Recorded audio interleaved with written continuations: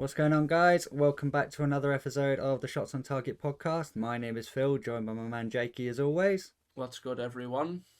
And so this week we're going to be discussing once again our three biggest games of the weekend. So we hope you guys enjoy it. And remember, if you do, to like, comment, and subscribe. And let's get straight into it. So kicking straight off with the first game of the weekend, which was the early kickoff, which was Wolves versus Tottenham. This one, Was this one had no real VAR incidents, which is a first for the Premier League, I'd say.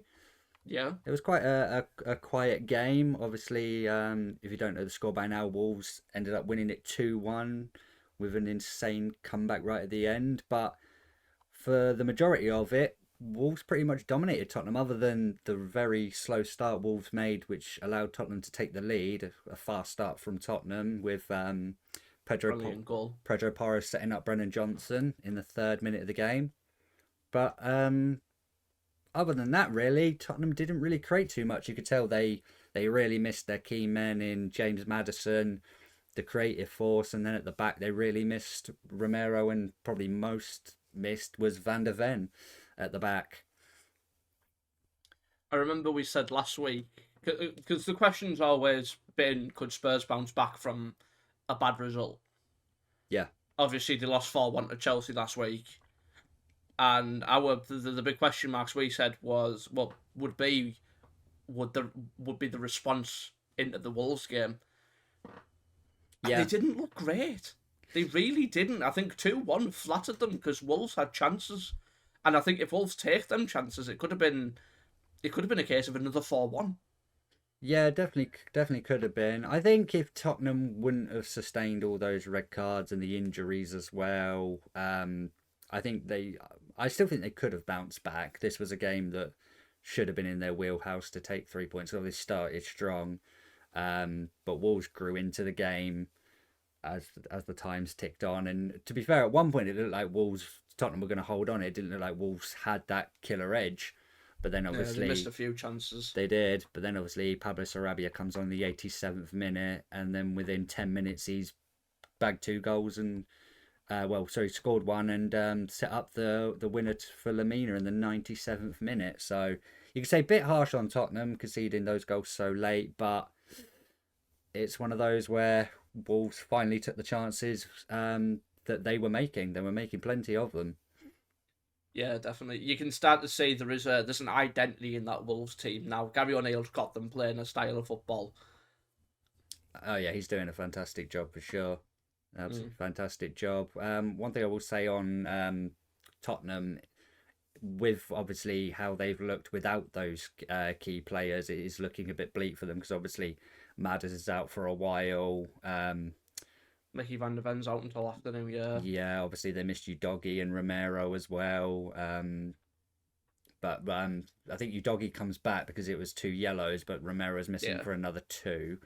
So, and they've obviously got to deal with Eric Dyer and other players that haven't played as much. Højbjerg had to come into the mix, and Bentancur and stuff. So they got a squad there, Tottenham, but in terms of the quality that they're missing now, it's going to be tough for Tottenham to pick up results, especially the games they've got coming up against the likes of your cities and the big tests that were coming for Tottenham. And they've gone from a massive high to dropping down a little bit. But yeah, I remember.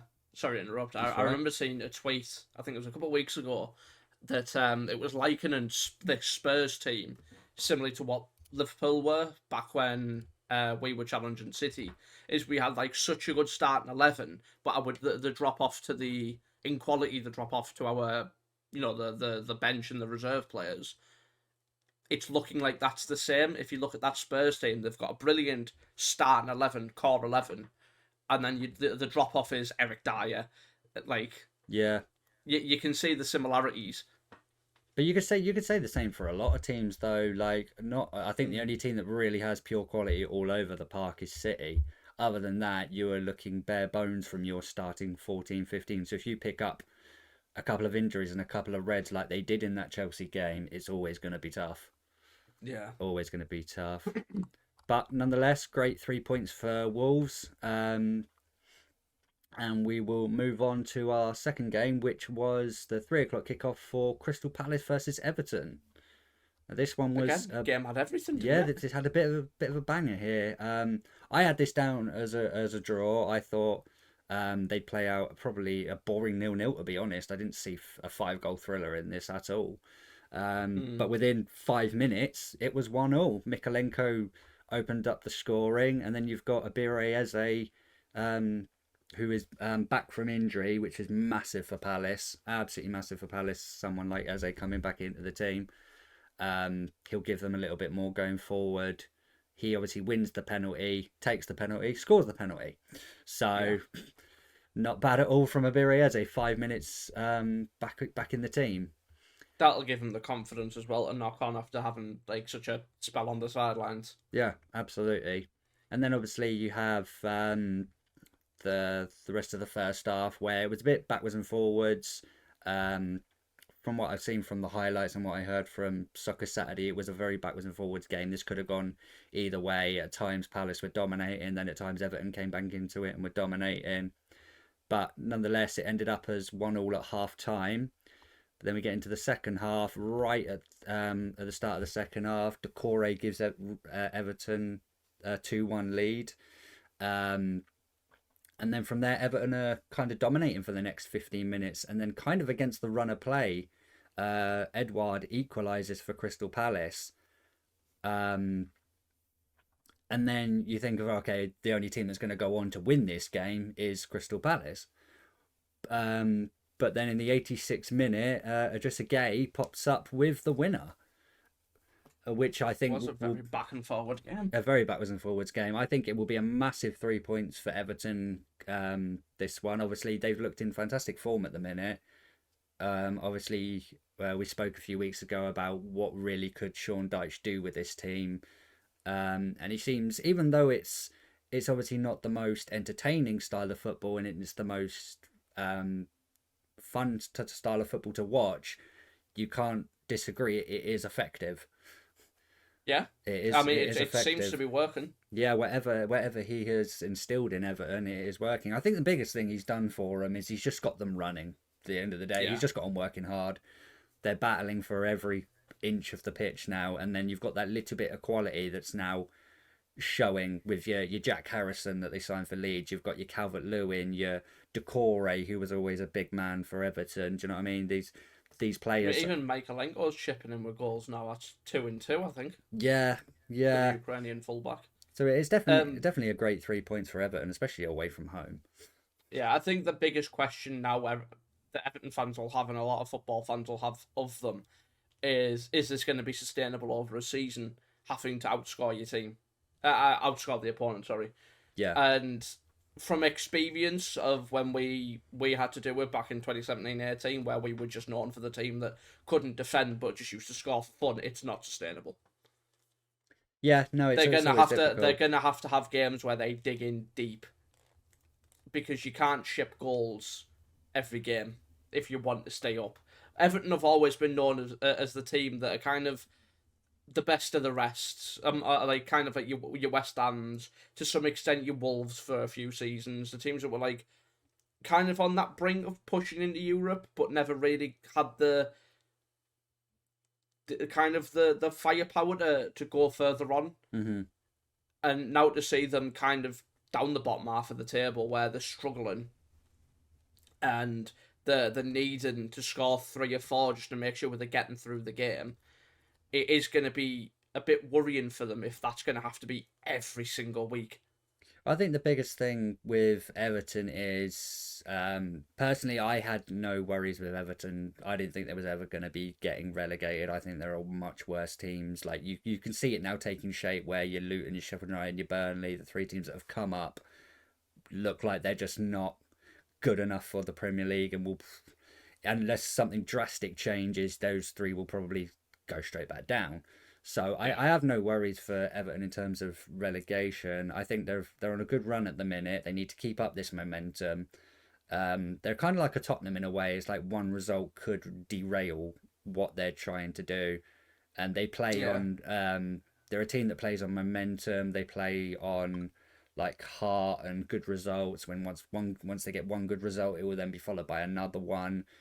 But once they do pick up that poor result, that inevitably will come because it's the Premier League, everyone will beat everyone at some point, or there is a possibility everyone will beat everyone. It only takes for them to come up against a City and get destroyed 6-0, and that's all momentum gone. So it all depends, really. In terms of Crystal Palace, they're one of those teams where we speak about them. They're like a mid-table team. They'll pick up results that we don't expect them to, like against Manchester United, and then they'll go and lose at home to Everton like this. And it's a very confusing one. I do think Abireze coming back into the team will help them, but I think if Palace are going to propel themselves, they're going to have to get into that market in January for sure.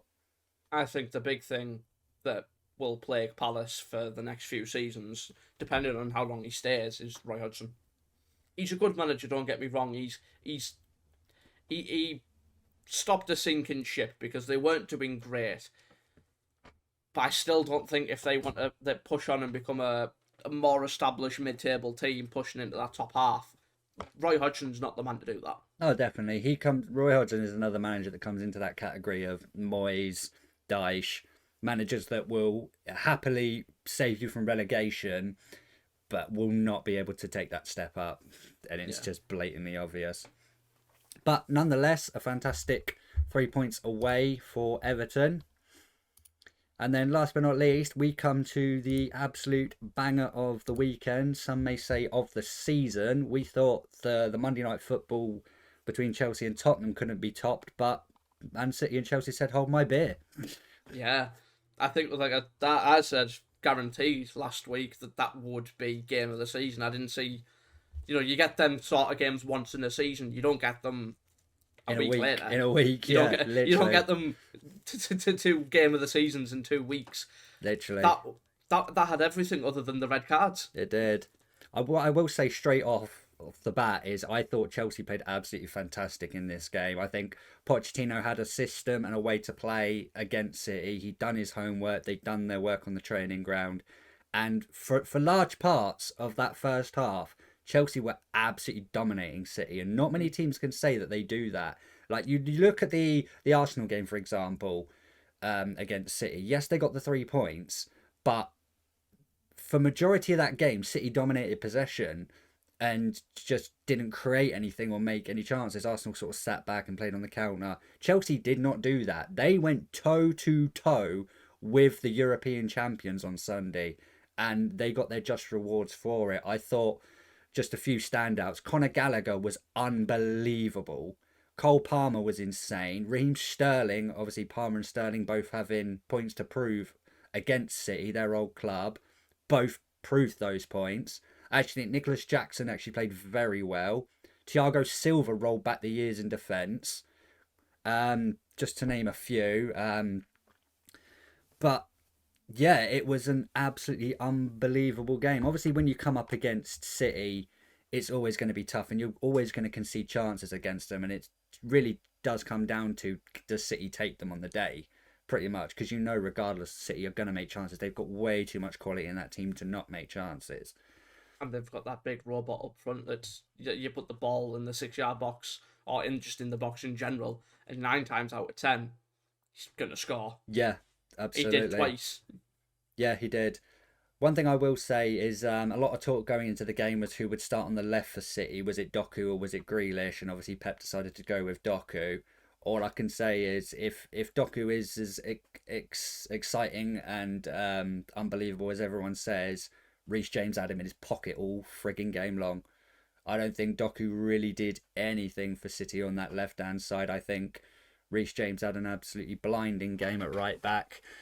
The times that Doku was able to get one-on-one with him, he dealt with it. I think the cover from Chelsea centre-backs and their wingers as well to help Reece James out, so he wasn't isolated one-on-one as well. Chelsea just had a plan. They had a plan all over the pitch and it worked beautifully. But we'll obviously get into the dissection of the game itself. So, straight up, we've got the penalty decision. First off, I want to state right out, that is never a penalty for me. there's never a penalty. City got away with one here, big time. I think Jamie Carragher, who was obviously on the punditry, had got his spot on. Haaland has hold of his shirt first, pulls him back to get in front of him, then Cucurella initially pulls him back, and Haaland goes down like a sack of shit. For me, that is never ever a penalty. I don't know about you, Jake, but that was never a penalty for me. I think it was hella soft. I 100% agree. I said when I'd seen it in like real time, I said that it wasn't a penalty. I've watched the replays. It's not a penalty. I think it's just two players being aggressive. That's all it comes down to. It's a contact sport. Yeah. At the end of the day, if you give them as penalties, you're going to see 14, 15 penalties a game. Because it happens all the time. Yeah. I can safely say without a doubt that if the ref would not have given a penalty in real time, VAR would never have intervened whatsoever, because it's never a penalty. The problem is, because the ref gave it in real time, there wasn't enough for them to say, oh no, that's not a penalty, and reverse the decision. So because the ref gave it in real time, that's why a penalty was given for anyone that needed a bit of clearing up on that subject. But nonetheless, City go 1-0 up. Erling Haaland, the robot, puts away the penalty as you expect him to do. Great penalty as well. It was a nice penalty. And then you expect City to dominate from here, because once City get their noses in front, it's very difficult to gain the momentum back. But 4 minutes later, Chelsea get a corner, beautifully delivered in. I want to just mention Cucurella and Cole Palmer. It looked like they'd worked on this set-piece routine, because you had Cucurella blocking Rodri and Palmer blocking Haaland, which gave Thiago Silva that tiny little inch of running space to get across to be able to head that ball in like he was 18 years old again, Thiago Silva. Like, it was a lovely finish, beautifully worked corner routine, and Chelsea end up equalising. And then from there, you don't know where the game's going to go. Like I said, in that first half, Chelsea were creating chances, and they were playing very good. They was frustrating Man City. One thing I do want to point out as well is a player that we expected to come into the Premier League and make a big statement, and actually hasn't, is Gvardiol.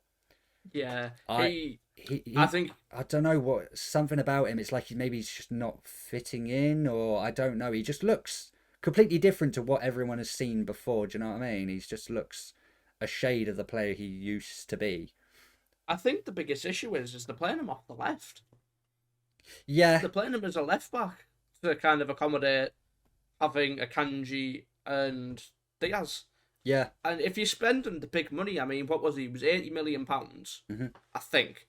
Around about that, yeah. If you're spending that sort of money for like the up and coming centre back of, you know, the what you'd want to be is like a long term like solution for when, you know, you move on the likes of Diaz and Stones. Mm-hmm.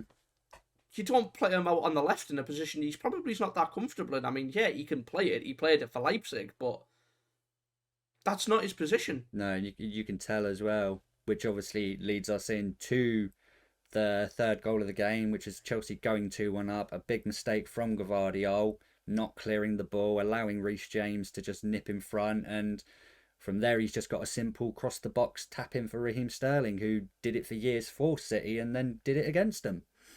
Yeah, and I've seen City fans saying, oh, he didn't celebrate against us, I still love him, all of that. He couldn't have looked happier to score that goal against Hughes. Oh yeah, he looked ecstatic. He had to force himself not to celebrate that goal. I respect the fact he put his hands down and was like, no, I'm not celebrating. Which technically he didn't celebrate, which is fair play to him, because obviously his whole career was basically at City, other than the few years he spent at Liverpool. But yeah, as you said, he looked obviously ecstatic. I mean, he had a big shit-eating grin on his face. Putting your team 2-1 up against the team you've played for, you're always going to be happy about it. Do you know what I mean? You've always got a point to prove. But then, obviously, as I say, Chelsea were dominating. You expect them to go into the half-time 2-1 up. But then it's some poor defending from Chelsea, and Manuel Akanji's got the easiest job of heading it into not an empty net, but he had a lot of the goal to aim at, and he had a lot of time as well. It was pretty straightforward from us. It was a great header. It was a free header. It was a free header, though. That's the problem. That's the problem. You can't give a centre-back as good as Akanji is in the air a free ball. No, you can't. I think the biggest thing was, I think Chelsea had planned to set up from a direct corner, but because City played it short and then the players moved, that just gave Akanji that bit of space where, it's the transition where people, are they still picking up their man? Have they left their man? Do you know what I mean? And it only takes a split second in the Premier League to lose your man, and at the top level, you're going to get punished for it. I think a few on commentary they alluded to that it was that they set up zonally rather than man to man, which I don't agree with zonal marking. I don't think it works unless you are so very well drilled. Yeah, I think you just, especially with a team like City who have got so many tall players. You know, you've got the likes of Diaz, Akanji, Haaland, Rodri's not small. Like, these players are going to be hard to track. But that's why you stick to them. You want to be like glued to them. You don't let them get that yard because a team like City will punish you. I agree. But nonetheless, going in at 2-2 at half time, and we think, well, it's already been a fantastic first half. It can't get any better. Oh boy. If only we knew. If only we knew. So, second half kicks off. Both teams started decent. They were just trying to get a feel for the second half. But then within 2 minutes, a breakaway for City ends up with Julian Alvarez drilling it across the box. And there's that robot again. One thing I do want to touch on this goal, though, that not many people have actually spoke about, which I think is absolutely brilliant from Erling Haaland. He obviously slides. His body's kind of gone past the ball. He kind of puts the ball in with his nuts. But there's a point where he literally knows that there's a possibility that his hand could hit the ball, and he literally just lifts his arm. Don't know if it's reaction or what, or if he anticipates or what, but I just think it's absolutely brilliant because any touch of that ball on that arm, and that's getting disallowed. So yeah. I just think I've seen a few, because obviously they did look at it on VAR, and they looked at it for a very, very long time. No, it didn't touch his arm. It didn't touch his arm. Not a chance. I've seen people say that it did. I've seen people say that it should have been disallowed. No I even chance. commented on the Twitter saying, if you think that that's handball, you need to give your head a shake, because it's not. Correct. It's nowhere near a handball. I think in that scenario as well, it's stupid because for one, like you say, he's sliding in. He can't exactly control everything because if you watch the goal back, I think it's Sanchez, the goalkeeper, gets a nick on the ball, so it takes it out of its proper path. That's why it hits Haaland where it does. Yeah, he literally puts it in with his nuts, basically. Yeah, and I think if he's sliding in, he's got momentum. You can't always move your arms as quick as you want to, or as quick as you are travelling. And I get if it's scored with your hand or your arm, it should be disallowed. You can't score with that part of your body. I think in some scenarios that common sense should prevail is he can't fucking move them, so what's he meant to do? Yeah, but luckily, like I say, thanks to Haaland's, I'm going to call it brilliance, because not many players would think to do that, but he literally, you can see he lifts his arm out of the way for there to be no absolute. There's just a guarantee that that's a goal at the end of the day. Yeah. But so it's now 3-2 to Chelsea, to City. Sorry. To City. All the C's. Yeah, all the C's. But then, so to be honest, I expected Chelsea maybe to crumble a little bit after City go 3-2 up, but they didn't again. I was so impressed with Chelsea. Their bounce backing potential all game was unbelievable. Even the subs they made as well, like you could tell Enzo Fernandez was struggling a little bit, so he brought on Mudryk to give him a different option, and it kind of worked, to be honest. And then obviously in the 67th minute, that man scores again, Nicholas Jackson. Making a habit of scoring from 6 yards, didn't he? Yeah, you got to say it was a well-worked goal and I'd say a deserved one, to be honest, because he'd worked hard up top on his own. He had to do a lot of hard work off the ball. You could see Chelsea were trying to press from the front and put City under pressure. And it was a case of Chelsea knew that City obviously want to press high, and they did something that not a lot of teams actually do, and that's just play like a 40-yard pass over the top of their press sort of thing, and that got them out every single time. City didn't know how to deal with that because they just had too many players in the midfield with your Palmer, your Gallagher, your Enzo, your Caicedo. They dominated that midfield. It's one of the times where I'd say, even though he scored, Rodri didn't really have the best game, to be honest. He got a bit dominated in that. I think if you look as well, that's how they scored the second goal. It was, I think it came from a counter attack from a corner. City have 7-8 men up. Yeah. And it's just a long ball, and they're through. Yeah. And it's it worked all afternoon for them. It did.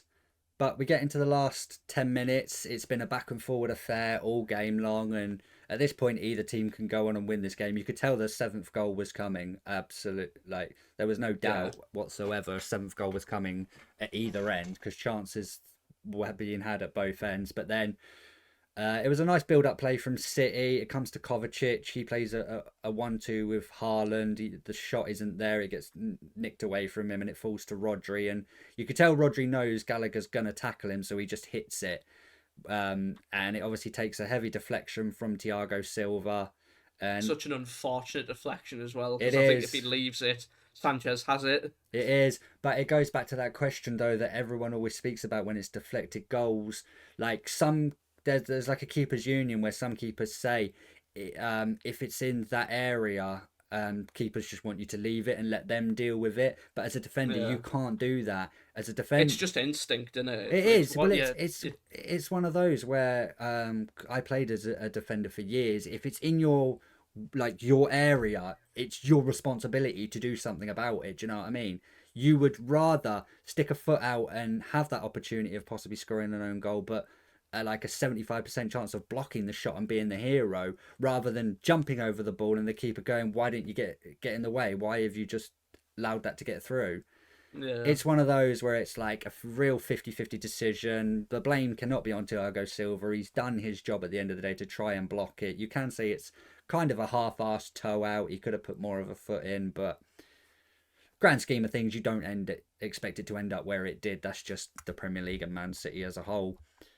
But nonetheless, City go 4-3 up. And to be honest, at that point, I thought game over. I thought City had picked up 3 points in a very, very tough game away to Chelsea. I thought Chelsea, even though they would have lost, they could be very happy with their performance. But a stroke of genius from Pochettino. He brings on Armando Broja for Caicedo. Obviously, at this point, you've got to go for it. So he takes off a midfielder and puts Broja up top with Jackson. Yeah. And it's a lovely bit of play from Chelsea to get Broja into the box. He takes a lovely touch, and it's brilliant striking ability from Broja. Like, he anticipates that Diaz is going to come in and block that shot, so he just waits a second, gives him the tiniest little feint, and at that point Diaz is like, well, I'm screwed now, I'm taking him out. And that's exactly... It's very reckless from Diaz, someone we've always kind of I don't think it is reckless, though. I don't. I think it's because you expect if Bro has taken a nice touch there, he's gonna shoot. 99% of strikers are gonna shoot there, and if he does shoot, Diaz makes that block. So for me, I don't think it's actually reckless at all. I think it's just unfortunate. I think it's just fantastic attacking play. Yes, he gives away the penalty in the 94th minute, and you can say all this and that, and it is Diaz's fault that City didn't come away with 3 points. But for me, defenders union, I think there's not much he can do in that situation. I think he's done the right thing to block the shot, because I think regardless, if he doesn't dive in to block the shot, Broja's probably putting it into the back of the net anyway. So it's just sod's law that Broja makes a fantastic decision to give him a little feint, and Diaz just swipes him out. And the fact VAR even had to look at it is just stupid, because you only need one look at that. It was Stonewall. It was about as Stonewall penalty as you're going to see this season, I'd say. Yeah. But nonetheless, the penalty was given, and up stepped the young ex-City boy, Cole Palmer. Obviously, he's on penalties for Chelsea. He is now 4-4-4. Yeah. And becoming a bit of a penalty specialist. He is, and what a penalty it was as well. To be under that pressure, like his whole family are City fans. He's obviously playing for Chelsea now. He's obviously wants to prove himself in a huge game for Chelsea to give them a point against City. I mean, and then he puts a penalty away like he does. It's just absolutely props to him, hands down. I thought he was fantastic in the game and deserved the goal. And yeah, it was an absolutely brilliant penalty. Yeah, I think he'll be getting a bit of the cold shoulder tonight. Oh well, for the week off his family, with them all being City fans. Yeah, definitely. But yeah, brilliantly dispatched, very cool, calm, composed from such a young player. Obviously there was question marks around his transfer. 40 million for someone who was largely unproven, didn't really get the chances at City under Pep. Obviously he was coming off the back of a brilliant, I think it was the under-21s World Cup. Yep. Obviously they won that. He played a big part in it, and he looks to be, he looks to be the player that Chelsea wanted. Yeah. The reason that they forked out the 40 million for him. Yeah, he looks the real deal. He really does. And obviously we found out now that he's also been invited to the England squad because of a few injuries that have taken place. So might get his chance for England as well. So it could be one hell of a week for Cole Palmer. Yeah, definitely. And now we have to wait 2 weeks because of the dreaded international break. Yes, unfortunately so. Unfortunately so. Hashtag ban international breaks. But get it trending. Yeah, get it trending. But nonetheless, I think it was a fair point all round for both teams. I think they've just played out an absolute thriller. It's just an advertisement for the Premier League as a whole. Just what you don't see many games like this in other leagues, and you have the chance to see this twice in a week. Do you know what I mean? That is just the Premier League as a whole. We've got the best quality players, and this is what they bring us week in, week out. So praise be the Premier League. So that's going to do it, guys, for this week's episode of the Shots on Target podcast. We hope you've enjoyed yourselves. Remember, if you have, to like, comment and subscribe. It really helps out the channel. And we'll see you all guys next week.